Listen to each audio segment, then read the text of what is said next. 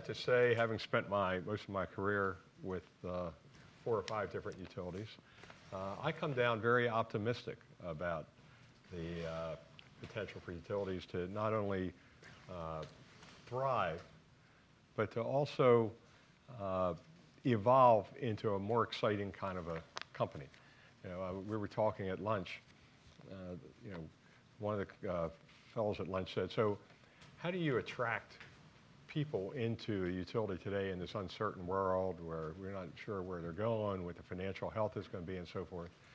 And I say I've never had an easier time attracting the best and the brightest because of the world that Ron just described. I mean, think about moving from a one-way system to a two-way integrated network and all the software and the communications and the electronics, and people are coming out of college really excited about participating in that. And so to me, I think the key will be, and this is a fundamental belief that I have, is companies that succeed over the long term have a sense of a higher purpose. They're not just looking at earnings next quarter or earnings next year, but they're thinking about, how can we make the world better?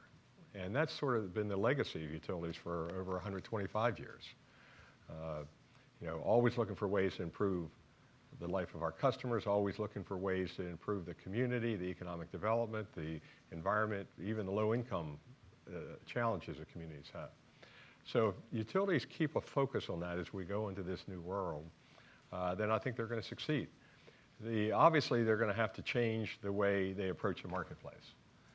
They're going to have to recognize, focusing on the customer, that there are people out there that have better value propositions to offer than utilities do, with distributed generators, energy service companies, those type of services.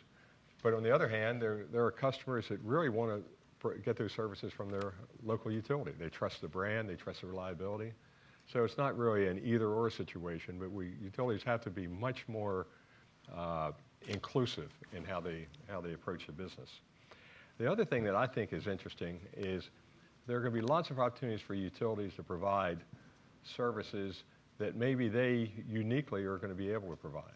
The classic example, that as we've seen play out over the last 5 to 7 years, is raising funds and capital in the public markets to fund energy efficiency in our buildings. There's huge potential, still untapped potential, for improving the efficiency of our buildings.